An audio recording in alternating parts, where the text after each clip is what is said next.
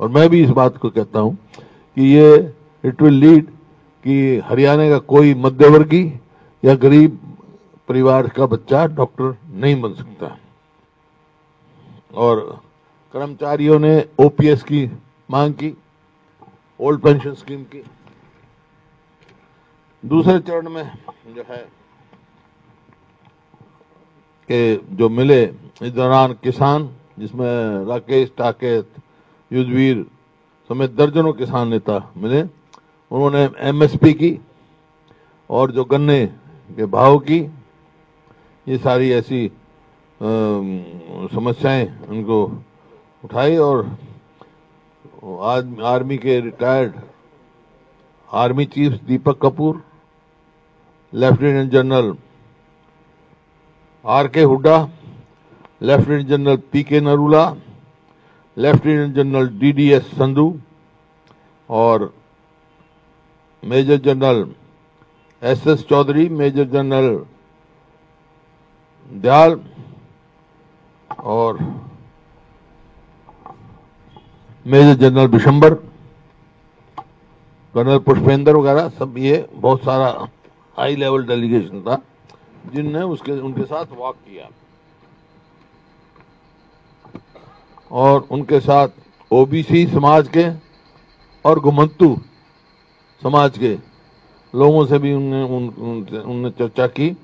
और करनाल में जो है हरियाणा के जो भीम अवार्डी हैं, अर्जुन अवार्डी हैं, द्रोणाचार्य अवार्डी हैं, इन खिलाड़ियों ने उनसे, कबड्डियों के खिलाड़ी हैं, उनसे मुलाकात की। और जो हरियाणा की प्रेजेंट स्पोर्ट्स नीति है उसको उन्होंने क्रिटिसाइज किया कि गलत है, ये खिलाड़ियों के हित में नहीं है। और एमएसएमई मिले, आड़ती भी मिले और महंगाई के वो मिले और बेरोजगारों के संगठन भी मिले। और सरकारी स्कूलों में जो है स्कूल बंद करने और स्कूलों की शिक्षकों की कमी को लेकर भी कुछ छात्र राहुल जी से मिले।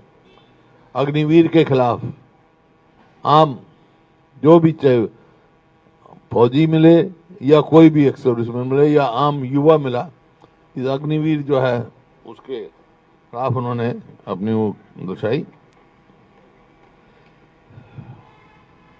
सफाई कर्मचारी और गांव के चौकीदार ये मिले, मतलब हर वर्ग से आप मिले, स्थानीय समस्याओं को लिया उन्होंने। और ये जो पीपीपी के बारे में बहुत कई लोगों ने चर्चा की और यहां तक कह दिया ये पीपीपी का मतलब, जो पहचान पत्र जो है उसका मतलब जो है परमानेंट परेशानी पत्र है। पी से परमानेंट, पी से परेशानी, ये पत्र है, ये उनको दिया गया। क्योंकि 10 लाख लोगों के राशन कार्ड काटे गए उसकी वजह से, और 5 लाख के करीब जो है पेंशन काटी गई है, विधवाओं तक की पेंशन काटी गई हैं। इसमें जो इनकम दिखाई गई है, 4 से 5 साल की उम्र के बच्चों की इनकम 15 से 20 हजार दिखाकर राशन कार्ड काट दिए गए। जैसे मैंने कहा 5 लाख बेसहारा बच्चे, विधवाओं और सम्मान पेंशन जो बुजुर्गों को मिलती है वो काटी गई। और जैसे पहले गरीब परिवारों को पहले तेल, दाल आदि से वंचित जो मिलता था वो वंचित किया गया।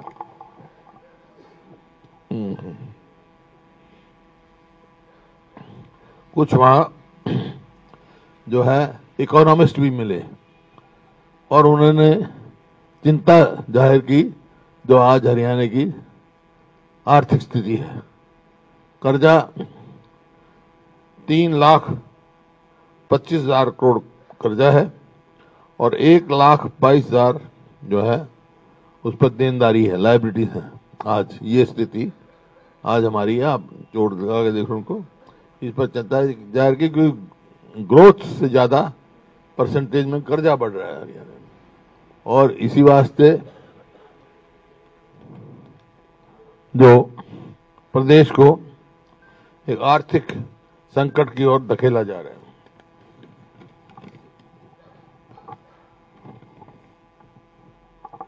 और सीएमआई की रिपोर्ट के अनुसार, ये लोगों से पूछा राहुल जी ने वहां पानीपत में कि भाई सीएमआई नहीं, उनका बेरोजगारी तो लोगों ने बताया कि 37.4 हाईएस्ट इन द कंट्री।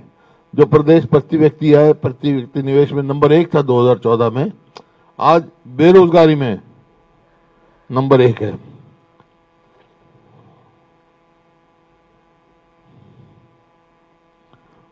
और जो कौशल रोजगार निगम है, ये युवाओं के भविष्य के साथ खिलवाड़ की जा रही है।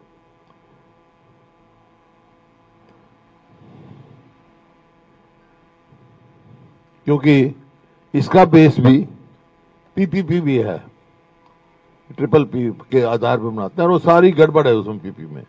तो कौशल किसको रोजगार मिलेगा, क्या मिलेगा? ठेकेदारी शुरू कर दी। क्योंकि इसमें क्राइटेरिया सरकार ने आय के उस पर रखा है ना, और वो पीपी भी देता है उसमें सभी।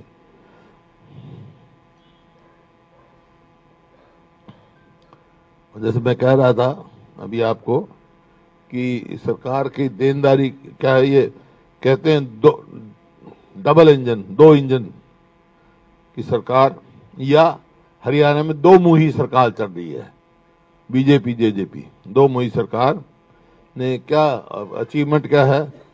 3 गुना तो महंगाई हो चुकी, 4 गुना जो है कर्जा बढ़ चुका प्रदेश पर, 5 गुना अपराध बढ़ चुके हैं, और 6 गुना भ्रष्टाचार बढ़ चुका है, और 0 रोजगार। ये उपलब्धि है इस सरकार की। अब ये देखिए ना, भ्रष्टाचार का इससे बड़ा सबूत क्या होगा? ये सरपंचों का काम, वो तो जो सरपंचों की आप इंक्वायरी कराते हो, ई टेंडरिंग का क्या मतलब है सरपंच का? ये सबसे बड़ा घपला है। और ये खाली घपला यहां नहीं है, ये पूरे प्रदेश में, चाहे वो पीडब्ल्यूडी का महकमा हो, चाहे वो हो, जब भी तो सड़कों की ये हालत है। जो सड़क इतनी अच्छी व्यवस्था में थी, आज आप ईमानदारी की बात है, बुरा हाल हो रहा है पूरे हरियाणा का। मैं सोचता शायद इधर होगा, लेकिन जहां जहां चले हम, एक एक्सेप्ट जो नेशनल हाईवे है, जीटी रोड को छोड़ के, सब जगह सड़क का बुरा हाल। अभी आज खैर आप सवाल पूछोगे, आज अखबार में पढ़ा है वो मित्तल कमीशन, जो ये मेवात में जो इंस्पेक्टर मारा गया था पुलिस का, है डीएसपी सुरेंद्र, जो मारा गया था, वो मित्तल कमीशन ने अब डिसॉल्व कर दिया, खत्म कर दिया, नोटिफिकेशन कर दिया। कोई आए उसमें कहता है एसआईटी बना दी।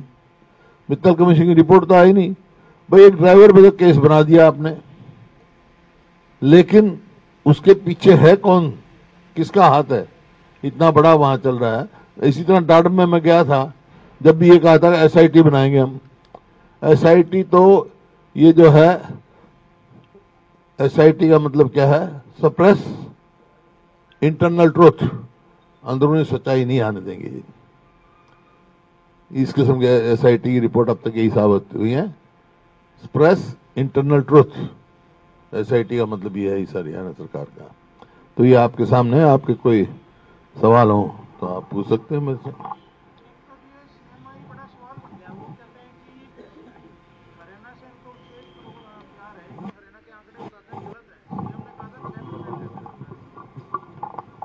प्लानिंग कमीशन ये क्या है? प्लानिंग कमीशन में भी जो उससे 1.5 गुना है जो उनकी सेंटर की वो है, लेकिन सीएमआई के आंकड़े गलत कैसे हैं बताओ? सीएमआई के जो एमडी है उसने तो 6000 सैंपल्स पे दिया है, जबकि ये जो है 2000 आदमी के सैंपल की बात कर रहे हैं। 6000 परिवारों के सैंपल लिए हैं उन्होंने, सीएमआई ने। उसमें स्टेटमेंट आई हुई है, उसका एमडी पता नहीं क्या नाम है उसका। और वही सीएमआई जब यूपी में करती है तो यूपी गवर्नमेंट एडवर्टाइजमेंट लगती है भाई हमारी बेरोजगारी का ये दर है। गुजरात में वहां की गवर्नमेंट सीएमआई की रिपोर्ट को रेफर करती है। तो ये सच्चे बताएं कि भाई ये सरकार सच्ची है या यूपी की सरकार सच्ची है या गुजरात। कई मुद्दों को लेकर के भूपेंद्र सिंह हुड्डा ने प्रेस वार्ता की। ये बड़ी खबर आपको बता रहे हैं, हरियाणा में सफल रही है भारत जोड़ो यात्रा। भारत जोड़ो यात्रा को लेकर के नेता प्रतिपक्ष ने जानकारी दी और यात्रा में सभी वर्गों का साथ मिला है, ये कहा है भूपेंद्र सिंह हुड्डा ने। और कर्मचारियों ने ऑल पेंशन स्कीम की मांग की है। बदहाल सड़कों को लेकर के भी सरकार पर निशाना साधते हुए नजर आए भूपेंद्र सिंह हुड्डा। पहले सड़क में गड्ढे थे और अब गड्ढों में सड़क है। महंगाई और बेरोजगारी से भी जनता का बुरा हाल है, ये भी भूपेंद्र सिंह हुड्डा ने कहा। और आज सरकार से हर वर्ग परेशान है, ये दावा किया भूपेंद्र सिंह हुड्डा।